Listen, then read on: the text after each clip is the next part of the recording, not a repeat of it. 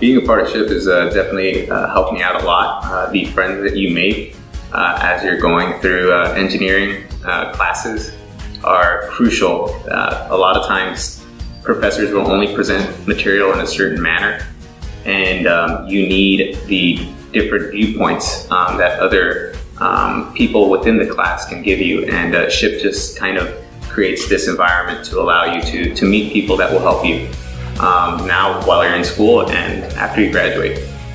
For the female STEM scholars, I would say be confident, speak up, and always be on the table. You know, don't let everyone else just sit around the table and you sit on the side. Be on the table and speak up.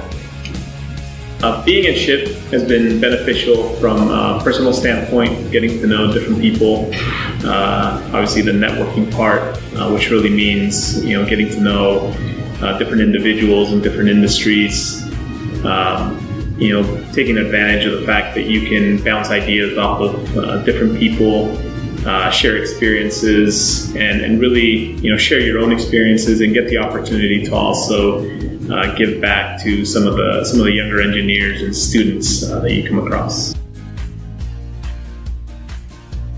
Sometimes older individuals will make you feel like your opinion isn't valued, but it should be. And so just have that confidence. And again, sometimes it feels like the world is against you, or that everything is going to fall apart, or if you're not doing well in your classes, then you're going to drop out of a program. But I've seen so many engineering students and STEM students go through that in college and persevere and make it through and graduate and find jobs. So there is always hope, so don't give up hope and stay true to what you believe in.